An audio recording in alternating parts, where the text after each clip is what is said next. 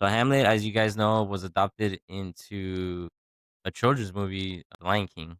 It's basically the same plot, where a king gets murdered. You guys have watched The Lion King, right? Yeah, but I didn't know that part. Yeah, me either, man. Yeah, it's The Lion King is basically Hamlet. Hamlet is basically Simba.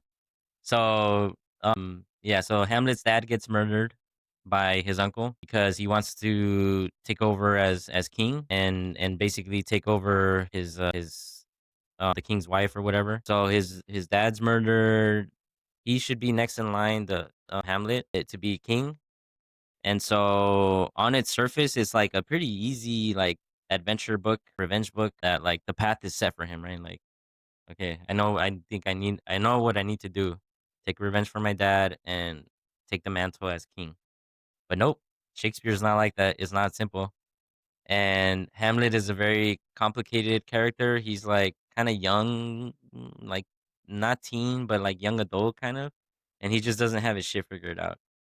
He knows what he's supposed to do, but he's like depressed and he's very human, dude. Like that's what I like about the Hamlet books is that even hundreds of years ago, they're basically going through the same shit we are. Like they don't have their shit figured out. I really like Shakespeare, and one of my favorite books is Hamlet. And you guys see in the Lion King movie, Simba basically leaves, and Hakuna Matata is like, yeah, no Yeah. worries, just let it be.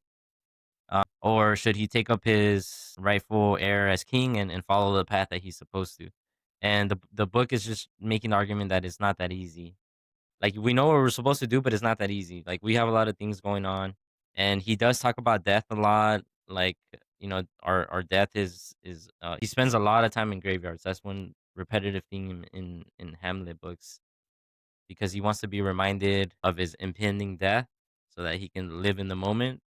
That's the one thing that Carlos says a lot.